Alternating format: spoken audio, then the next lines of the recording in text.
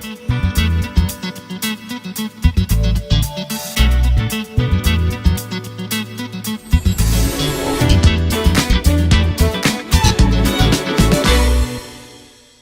inutile chiamare, non risponderà nessuno. Il telefono è volato fuori giù dal quarto piano. 这是正在英国北部城市纽卡斯尔举行的一个婚礼创意展示会。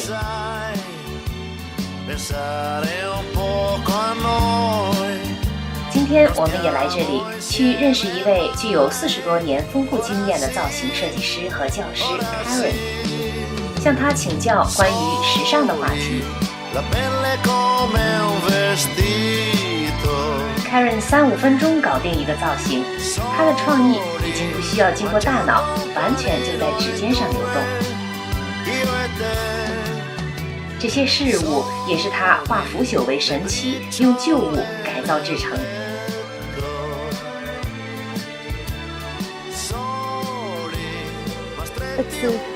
The trend in recycling is really big now. It's in vogue, and people are very aware now that they can take something that exists and recreate it into looking like something new. As a teacher in theatrical makeup and theatrical events in a very low budget, I had to think of ways of making beautiful costumes with no money.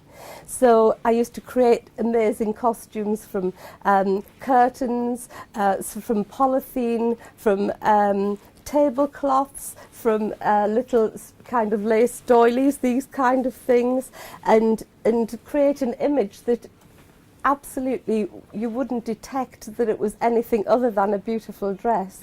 And this little hat is made entirely from recycled materials. This basket was a table mat. Wow. Did you color this? Yes. You sprayed. Yeah. Sprayed Uh-huh. Yeah. Let's see what you look like. You look much better. Oh, beautiful. But not with this clothes.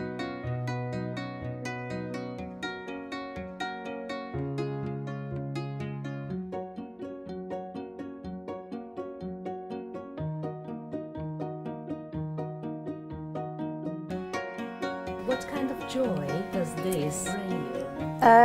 Well, it's very rewarding to see your work on a beautiful model and people admiring your work and you knowing that it hasn't actually cost very much.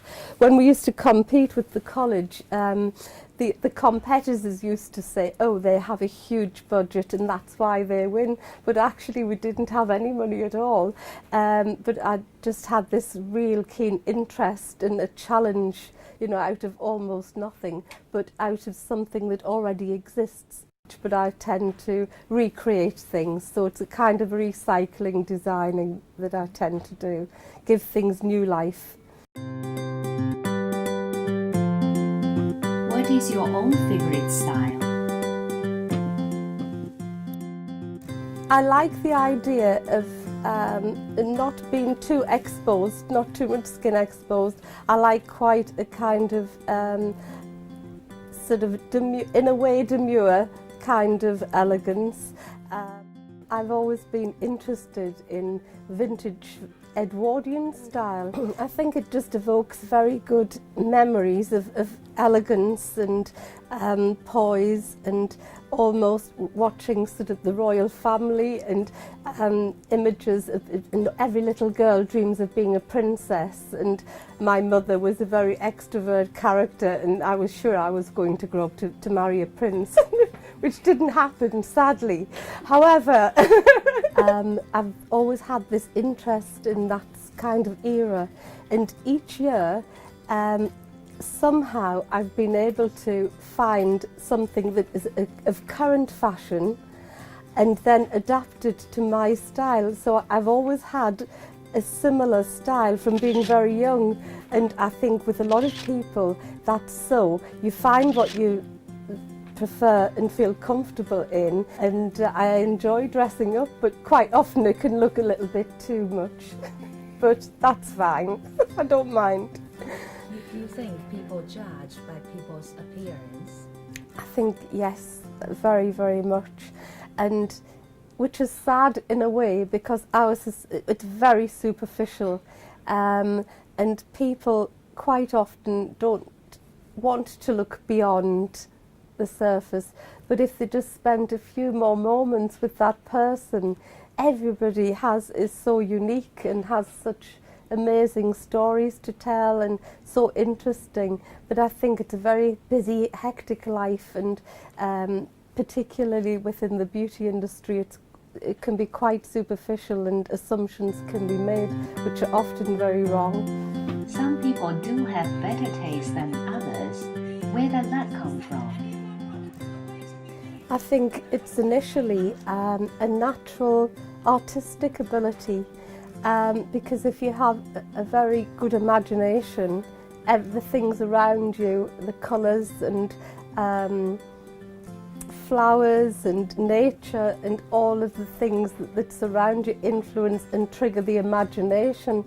And I think people that dress well tend to be very imaginative. You tend to be influenced by people that you admire very strongly, really. But if there isn't anyone within the family, then quite often it's a teacher, or often just sort of a character in a play or something that you may have only seen for a few moments can have a massive impression. You can meet somebody for minutes and they can make a massive impression on you. For some reason that can happen. Do you get inspirations from magazines and films? I buy all of the latest magazines. I'm creating a current image all of the time, so I need to know what is current. It's important to most women to look their best, whatever age they are. So it's irrelevant, really, if you have an interest in trying to look your best, then it's not you trying to look like a teenager. It's just if you're aware of what the trends are, and then you can select those things that may be appropriate for you.